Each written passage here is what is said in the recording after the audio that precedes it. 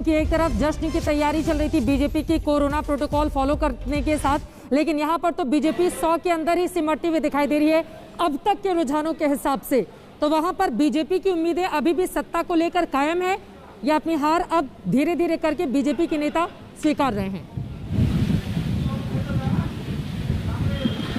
चित्रा, सुबह की चहलकदमी के बाद ये उम्मीद लगाई जा रही थी, क्योंकि आप देखिए यहाँ पे किस तरह से तैयारी की गई थी भाजपा कार्यालय के बाहर की शायद 12 जब तक बजेंगे तब तक कार्यकर्ताओं का भी जमावड़ा आ जाएगा, क्योंकि नेताओं का जमावड़ा भाजपा के दफ्तर में लगातार बरकरार है। नाश्ता चाय पानी सबका बंदोबस्त था। सुबह तड़के ही सारे जो ऑफिशियल्स हैं, कोऑर्डिनेटर्स हैं, यहाँ पहुँच गए थे।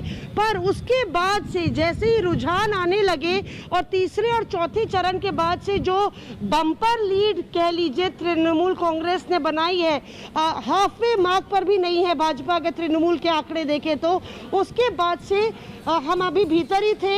सख्ते में ज़रूर नज़र आ रहे हैं भाजपा के नेता। हालांकि वो कह रहे हैं कि अभी बहुत सारे राउंड्स हैं क्योंकि कोरोना का काल है, काउंटिंग बहुत धीरे चल रही है। याद हो आपको, बिहार में भी शाम 6-7 बजे तक लगातार काउंटिंग चलती रही थी। तो ये मान के चल रहे हैं भाजपा के नेता। और ये भी आपने कैलाश विजयवर्गीय के इंटरव्यू में सुना कि जो बड़े चेहरे हैं उनके इलाकों में उनको लग रहा था कि पहले 4-5 राउंड शायद वो अच्छा नहीं करें, पर उसके बाद भी लगातार उनकी जो उनके विरोधियों की लीड है वो बरकरार है। उसको लेके ज़रूर भाजपा में एक सन्नाटा पसरा हुआ है। यहाँ पे भी आप देख लीजिए, पुलिस कर्मियों और सुरक्षा कर्मियों के अलावा और इस भाजपा के रंग के शामियाने के अलावा और कुछ मीडिया कर्मी दिख जाएंगे, एक कार्यकर्ता नजर नहीं आ रहा है। हालांकि चुनाव आयोग ने भी अंकुश लगाया है, कोई जीत का जश्न या हार का मातम भी नहीं मनाना है।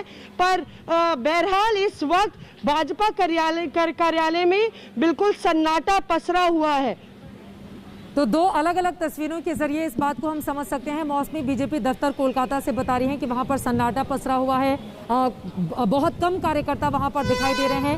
यानी कि बीजेपी इन आंकड़ों के जरिए अब इस बात को धीरे धीरे स्वीकार कर रही है। बड़ी खबर आपको दे देते हैं, 5 दौर की गिनती के बाद लॉकेट चैटर्जी जो कि भारतीय जनता पार्टी के सांसद हैं, वो पीछे चल रही हैं।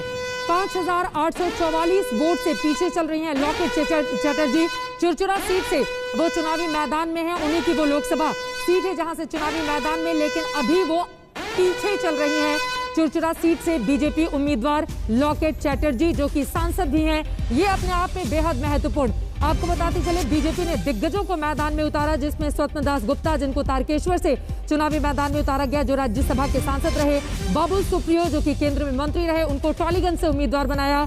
लॉकेट चैटर्जी, वैशाली डालमिया जो टीएमसी से ही भारतीय जनता पार्टी में शामिल हुई, राजीव बैनर्जी, शुभेंदु अधिकारी को लेकर अच्छी खबर जरूर है, वो दीदी को मात देते हुए आगे बढ़ते हुए दिखाई दे रहे हैं। हालांकि कहा जा रहा है